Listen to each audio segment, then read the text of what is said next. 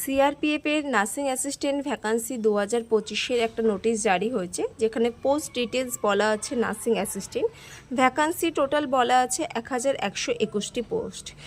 বয়স সীমা আছে 21 থেকে 35 বছর অবধি। এই ফর্ম ফিল আপটা হবে টোটালি অনলাইন মাধ্যমে। ফর্ম ফিল আপ স্টার্ট হবে যেটি বলা আছে মে মাসের শেষ সপ্তাহ থেকে। ক্লোজিং ডেট কবে হবে, ফর্ম ফিল আপ স্টার্ট হলে সেই সময় বলা থাকে যে 15 দিন বা 1 মাস কতদিন অবধি ফর্ম ফিল আপ হবে, এবং এক্সাম ডেটটাও বলে দেওয়া হয়ে থাকে যে কতদিন বাদে এক্সাম হবে। এখানে যে হায়ারিং প্রসেসটা মানে ফলো করা হবে সেটা হচ্ছে ফার্স্ট রিটেন এক্সাম হবে, দেন যারা কোয়ালিফাই হবে তাদের ডকুমেন্ট ভেরিফিকেশান হবে।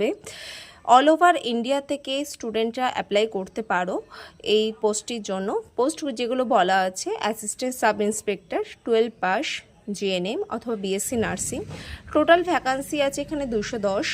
হেড কনস্টেবল যেখানে জিএনএম যারা করেছো বিএসসি নার্সিং 190টি পোস্ট আছে।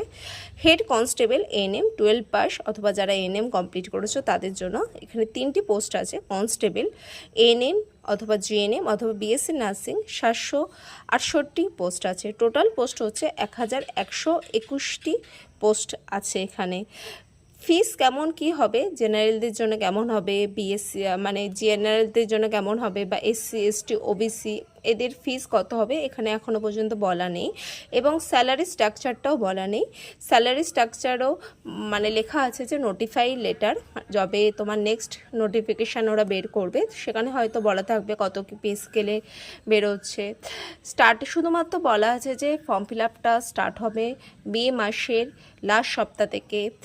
কত লাস্ট ডেটও বলা নেই, বলা হয়েছে যে নোটিফাই করা হবে কতদিন বাদে অ্যাডমিট কার্ড বেরোবে, তার কতদিন বাদে রিটেন এক্সামটা হবে, ডেটগুলো সব ওরা জানিয়ে দেবে, এবং রেজাল্ট অ্যানাউন্স কতদিন বাদে হবে সেটাও জানিয়ে দেবে এই নোটিশে, তাই বলা আছে। খুব ভালো একটা নোটিশ বলতে পারো, নার্সিং ভ্যাকান্সি বলতে পারো সেন্ট্রাল গভর্নমেন্টের পক্ষ থেকে। তো মে মাসের লাস্ট সপ্তাহে যেহেতু আমাদের ফর্ম ফিল আপ স্টার্ট হবে এই নোটিশে, তাই বলা আছে। তো প্রিপারেশন নাও ভালো করে। টার্গেট হাই, পিয়াজ যাদবের ভলিউম 1 ভলিউম 2 এই বইগুলো ফলো করো, পড়াশোনা ঠিক করে করো। খুব ভালো ভ্যাকান্সি, সেন্ট্রাল গভর্নমেন্টের প্রত্যেকটা জবেরই পে স্কেল কিন্তু